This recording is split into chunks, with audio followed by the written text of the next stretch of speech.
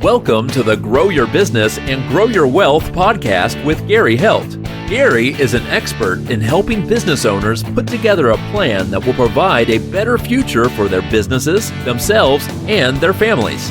On the podcast, Gary interviews other professionals who share his vision, and together they share secrets and strategies any business owner can use to build a better financial foundation for your business and your life. Hey, welcome back to the podcast. This week, my guest is Tiffany Irving, and she is a Senior Vice President and Wealth Advisor at Mesirow Wealth Management, and she is bringing over 25 years of financial experience in high net worth individuals, families, nonprofit organizations. She is a certified financial planner, professional, and certified exit planning advisor, and she specializes in comprehensive wealth management and succession strategies. Welcome. The mouthful. Thank you so much for having me, Gary. So, Tiffany, give us your background. Kind of where did you go to college? Where did you get your start? Sure, yeah. It's a long background, so I'll just skip to the basics. But I went to DePaul University here in Chicago, Illinois. So I'm a Midwestern girl. Been here my whole life. I can't get out of the Midwest. Finance degree there, continued on and got my CFP designation, MBA, and the CEPA as well. So plenty of years getting educated in this space, if you will. Right. Yeah. You said you have over 25 years of experience. What have you seen as the biggest shift that business owners and high net worth individuals have had to make in their approach with wealth management? Yeah, I think over the span of my career, the biggest shift I've seen really has been moving more from that transactional mindset to more of that holistic planning driven approach. So 20 years ago, conversations may have been more about what investments get me the best level of returns. And while performance is obviously very important to any goals or plans that you set, it's not the only topic of conversation. So today, I think clients want more integration of the conversation around not only their investment strategy, but tax planning, estate planning, philanthropy, family governments and mission-driven work, things like that. So we're talking a more well-rounded conversation around helping clients kind of achieve those goals and objectives that they set, not only in the short term for their businesses, just like they build a strategy, 3 to 5 year business strategy. Let's talk about integrating a wealth strategy from the personal side and what that looks like, not only 1, 3, and 5 years, but, what are your ultimate goals with the business, or what does that next step look like for you, whether it's starting another company, moving on, or if it's retirement, moving to a new location with the family, traveling, it differs for everyone, but it's just incorporating all those aspects into one. So I think wealth management's no longer really, like I said, just about performance. It's about purpose and values, family values, and impact. Yeah, I definitely seen where it's been more, and again, there's always been that adage, oh, it's not what you make, it's what you keep at the end of the day. And I think I've seen more of that, when it comes to the wealth management side. It's not just managing the accumulation, but how you're going to be taxed and what's going to happen with it, when you do pass.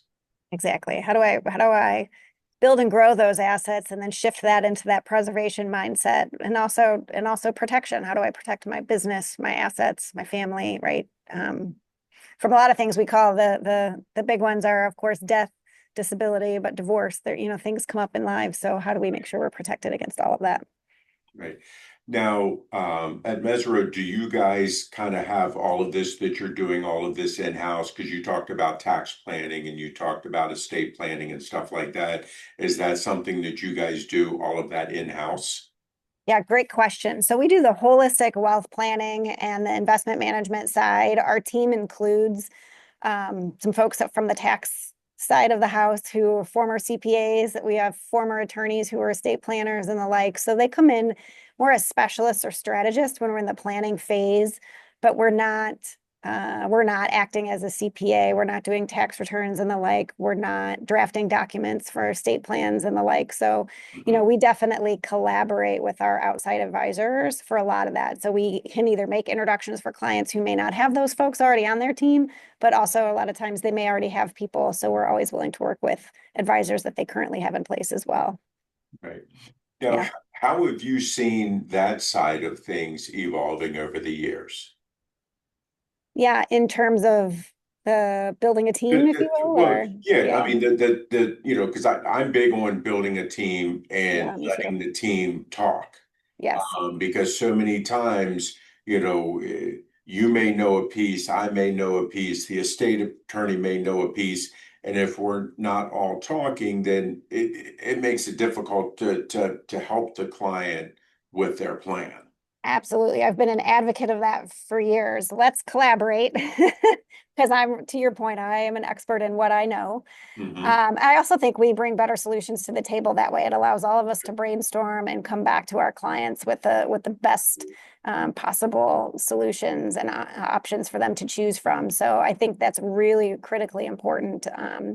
You don't often see that, but that's a great question for clients out there who are looking for advisors is how well do you collaborate with my other advisors? How often do you meet? Are you sitting together at the table? I mean, maybe you're not all Chicago based, so we can Zoom or the like, but we are Right. meeting and having those conversations on a regular basis. I think all of it is so integrated. It's important to collaborate across Yeah.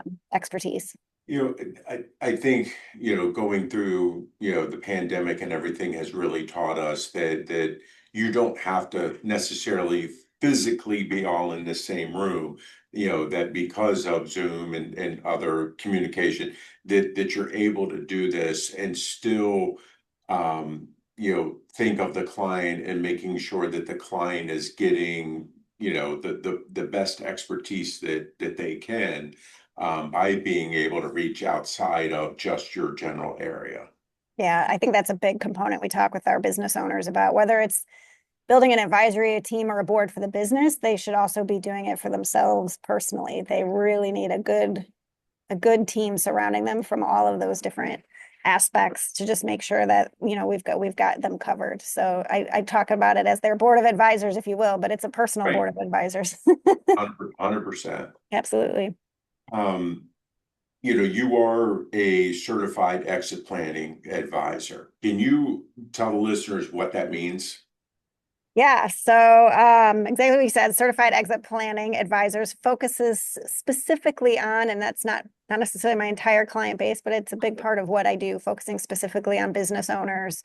So it's really having the conversations around helping them maximize value, planning for succession in the business, aligning. I look at it as aligning both your business and your personal goals. So kind of having those conversations early on. Sometimes we'll get brought in pretty late on a potential, to your point, maybe you get a check across the table and they're ready to sell and we're too close to an actual deal. It makes it difficult for us to do some pre-planning work, but those are the conversations that we want to have with our business owner clients well in advance of those opportunities arising, just so we can make sure, as I said, that they're working not only in their business but personally to maximize the opportunity for the business for the long term. But it's really highly focused on business owners.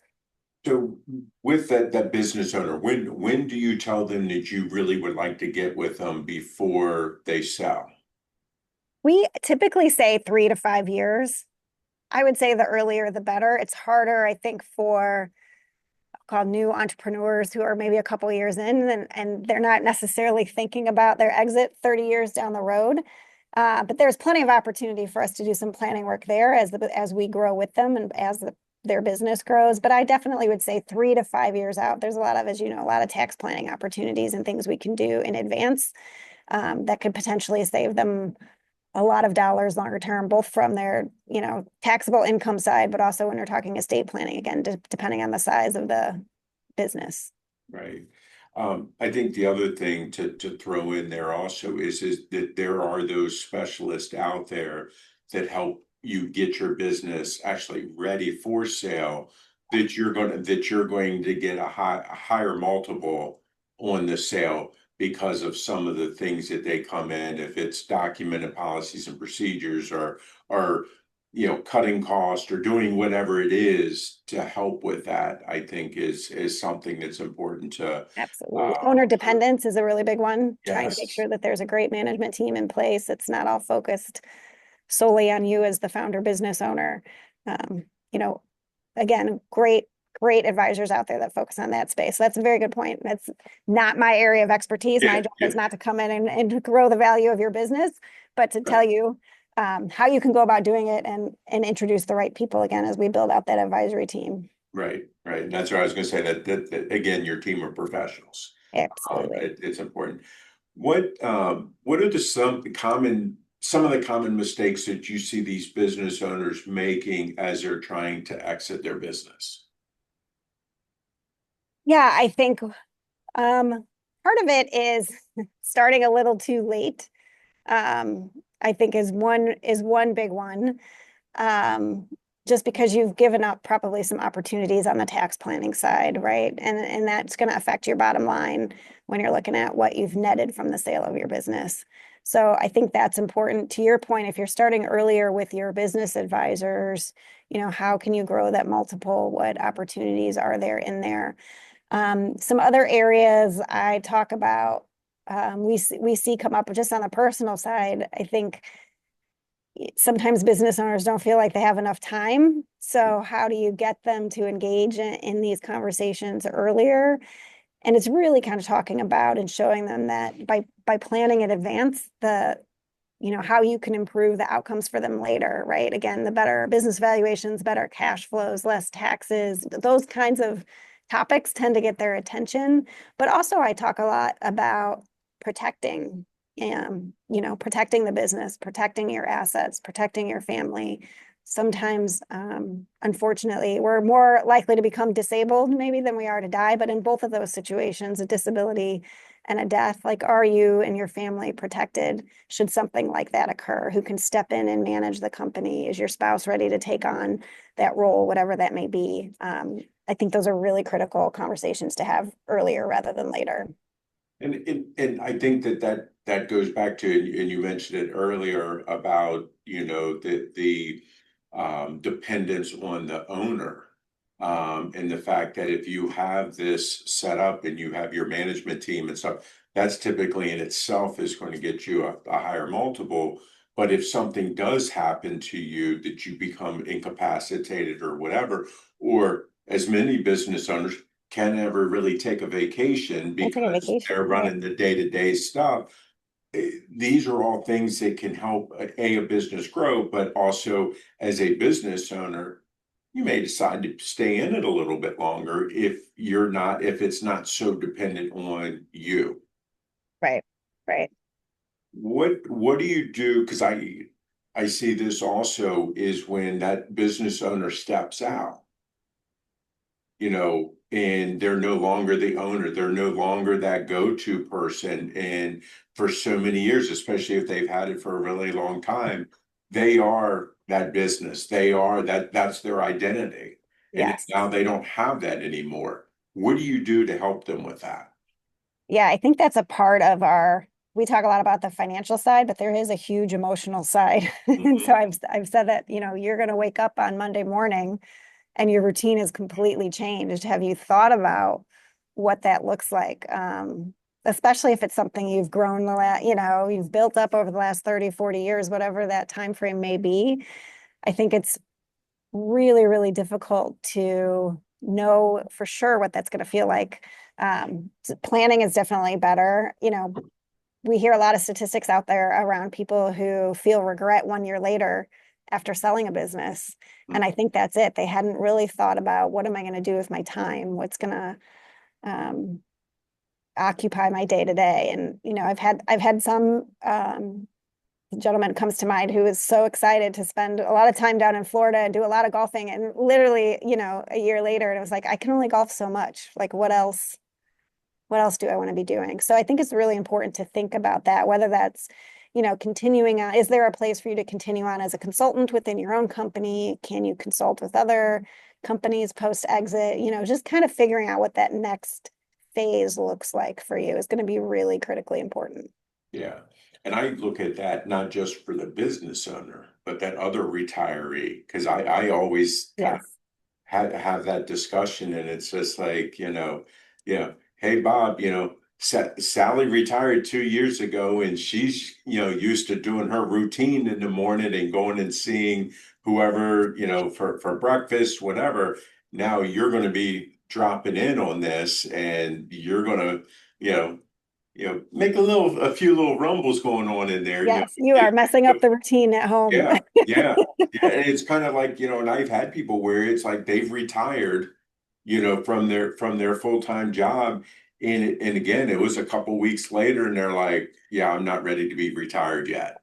And then they go back and find another job or whatever. But I And think I've that seen people, that's, yeah, people do different, obviously different hobbies you can pick up. I've seen people join peer groups, as I yeah, said, do part-time consulting. There's so many different avenues. There are folks who are interested in philanthropy, so maybe they're getting involved with some charitable organizations or taking on some board positions. But something to keep you kind of active in that regard, I think is going to be really important to think about how you want to spend your time yeah, and yeah. how your spouse wants you to spend your time Right, or right. partner.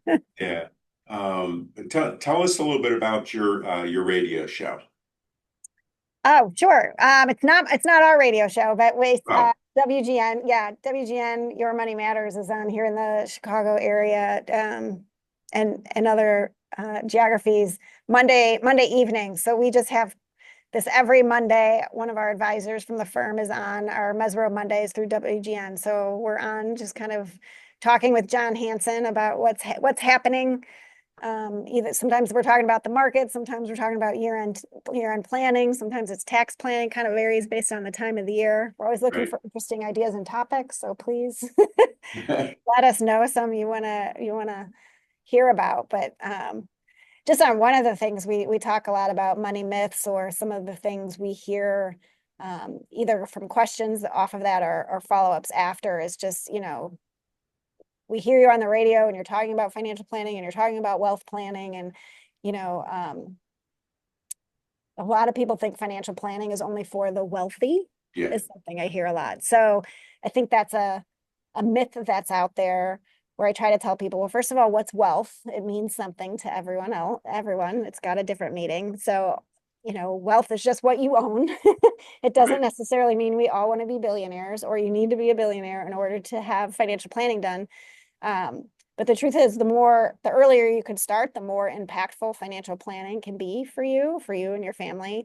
So early on, it might be about debt, emergency savings, things like that, business growth early on. So I think those are important conversations, because we all go through those different phases of, again, whether it's credit card debt or student loans, or how am I going to pay those off, or now I'm thinking about partnering or getting married. We've got wedding planning, and then we've got houses, right? There's just some phases all in our lives. You and I think right. we've both been through a lot of that. But financial planning early on is really helpful in a lot of ways in all of those areas. So I like to tell people, don't wait to do planning, just like you say, wait till you're ready to have kids. Yeah, Don't wait till you're ready to be right. wealthy. Like, start planning earlier, because the more you do now, just with the power of compounding and the investment returns that you're giving up along the way, the earlier you start, the better. Yeah. I think that the financial literacy of our country is probably as low as it's ever been. None of this stuff is being taught in high school, middle school, even in college. It's not being taught. And I think that that's something that's really important to talk about. And you did, when you're talking about, hey, the debt, the loans, and all this other stuff. So much of it, and we've been very lucky for the past, whatever it is, past 10 years, with interest rates being as low as they have been, and not costing a whole lot to purchase something, or borrow or whatever. Now that it's a little bit more, people are kind of scrambling. Okay, what do I do? And they don't understand about paying down debt. Um, Right. and I think that that's something that is really important for everybody. It's like, you need to put together that plan, and that's where you, as a wealth advisor, will help. yes, accumulating and putting away money, but then also helping, get the debt paid down. Exactly. Exactly. I think it's definitely lacking. I have two kids in college now, and I wish they were required courses in high school, honestly. Yeah. And Uh, even just starting with the basics, and I call them the basics. I don't mean to offend anyone. It's just because I was a finance major, and this is my world I live in. But what's a bank? What's a credit union?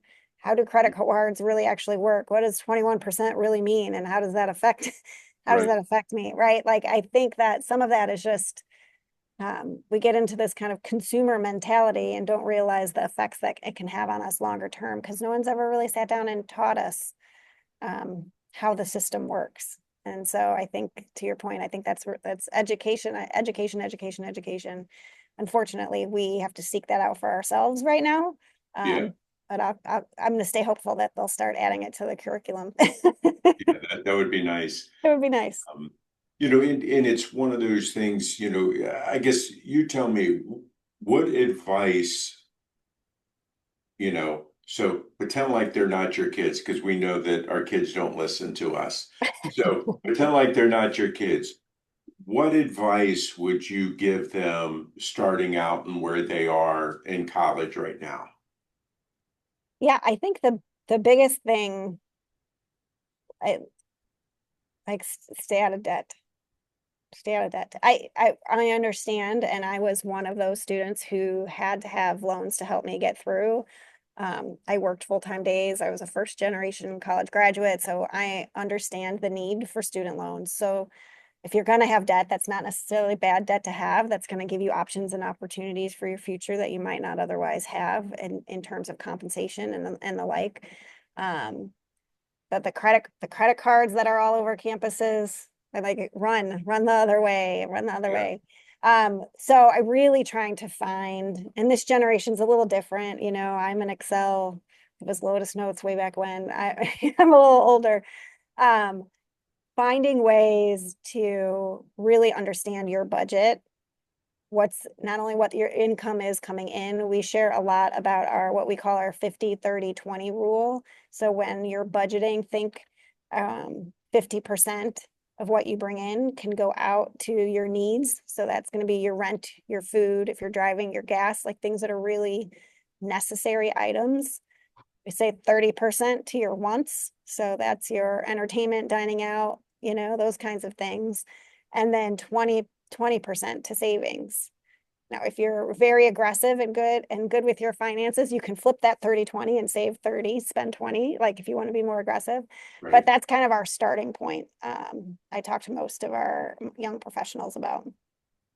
And lots of times starting off that, they really don't need that 50%, if they're still at home with mom and dad and they and mom and dad can handle everybody still being under the same roof.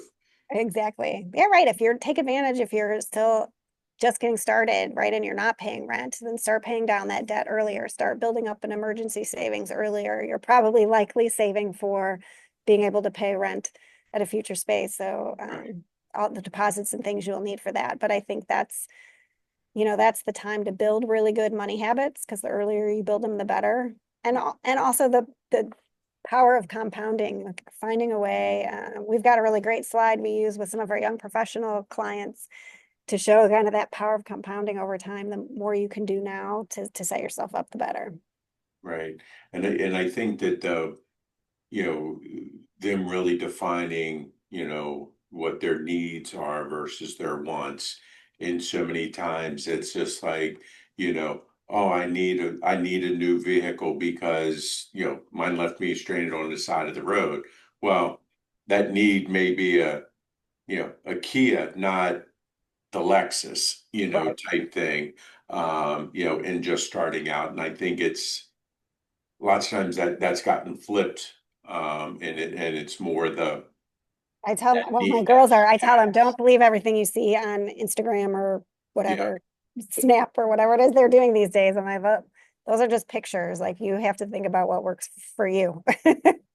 Well, and again, with all of those, so much of that stuff is I'm going to say is fake that's out there. I mean, Yeah, it's like, they're posting all the good stuff, all of those, people that have done that, the influencers and stuff. Yep, they're showing all this stuff on the way up, but then when they got up there and they're on the way down, they're not showing you all the they're not bad showing stuff. all the bad So, stuff. Yeah. you definitely need to be careful with that. Um, so Tiffany, tell me what have I not asked you wish I had. Um, that I wish you had. You asked some great questions. I think some things to keep in mind. So we focus it back on our business owner type clients are just, what opportunities they should be watching for, I guess, coming down the pike, or what we should be looking for as an industry as well. And that's what I would call there's going to be kind of a wave coming up of succession or Mhm. transitions happening. We've got a lot of baby boomers who are either retiring or will be passing on businesses either to the next generation or looking to sell. So I think we need to think about creating opportunities there for buyers and the challenges that the sellers are going to face. But I think we're going to see a lot of businesses in motion, if you will, the next few years for Mhm. sure.